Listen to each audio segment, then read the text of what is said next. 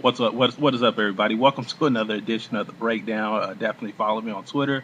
My name on there is OKC Boy, same as it is on here. So definitely get out, follow me on Twitter. Um, I just want to say something. You know, Game one, it happened. The Spurs won the game. It was unfortunate that LeBron James went out of the game. But ever since then, you have had I've seen a lot. I've seen a lot written of ESPN. They're saying, well, they're pretty much talking about the air conditioner being out. And all I have to say is go watch a soccer game in person. I'm pretty sure soccer players that play at 90-degree temperature, and they run a heck of a lot harder and for a lot longer period of time than basketball players. And obviously, I mean, LeBron is the best player in the game. I'm not doubting that. I mean, if you got players like LeBron, Jordan, Kobe, guys like that on your side, 4 minutes to go in the game and the game's tied up or they're down by 2 points. I mean, those guys are going to have a great chance of pulling it out. But the Spurs are a good team too. So let's not discount the Spurs and let's act like the Spurs had no chance of winning, even with LeBron James on the court. LeBron. They beat the Heat with LeBron James on the court before. I mean, look at Game one of last year.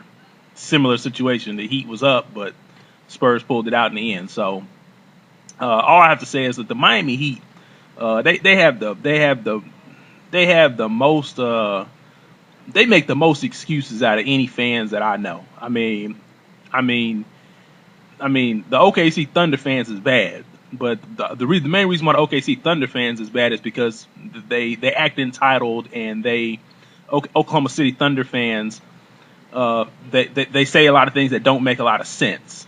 And OKC Thunder fans blame the referees, but the Miami Heat fans are the biggest front runner fans I know. They make the most excuses. Whenever they lost to the Indiana Pacers in Game one, they blame the referees.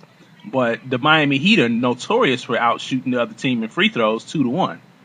So every time Miami loses a game in the playoffs, there's always some type of excuse. There's always some type of excuse. And so, I mean, the Miami Heat, their fans make the most excuses. So, before Game two, I'm gonna ask Miami Heat fans, do they got any more excuses tonight? Kind of like Antonio Tarver said to Roy Jones before they fought their second fight, I believe. That's pretty much all I wanted to get on here and say is, Miami Heat fans they make the most excuses, and they are the biggest front runners. I mean, if their team is down by 1 or 2 points, they won't say anything to you like, Miami Heat fans won't say anything like, I still think we're going to come back and win this game. I still think, my team is going to win this game. They won't say anything until they at least get up by 1 point. And then when they get up by 1 point, then that's when they want to start talking. The Miami Heat fan base as a whole is the biggest front running fans. Most of them are bandwagon fans. I mean, I think in all of my years of watching the NBA, I really only know one true Miami Heat fan. One. The rest, I've really never heard of anybody else that was Miami Heat fans. I mean, people in Florida aren't even really Miami Heat fans. They just show up because the team is good. Everybody knows that. The other half of the fans are LeBron James fans, and those are the ones who make the most excuses. Like I said, the Miami Heat I wouldn't say they had the worst fan base. I mean, they bad, but I mean, the Miami Heat fans make the most excuses, and they're the biggest front running fan base out there. Like me, whenever my team is losing in any sport, if my team is down, I'm still talking until the game is over. Sometimes I win, sometimes I lose. But I'm never the guy that's going to front run and only start talking whenever my team is up.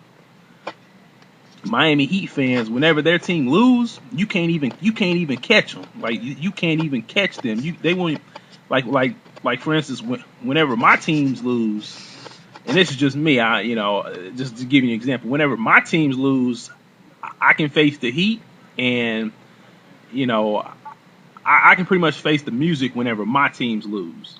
But with Miami Heat fans, with like when the Miami Heat lose, you can't even catch them. Like they won't answer the phone, won't do nothing. Like you can't catch them. Like they don't even want to talk. And I know a few Miami Heat fans out there. Like I said, one in particular, one in particular will answer the phone and give his breakdown. But some other ones they won't even answer the phone. You won't even hear from them for like a couple of days. But as soon as they win, they want to be the first ones to call you.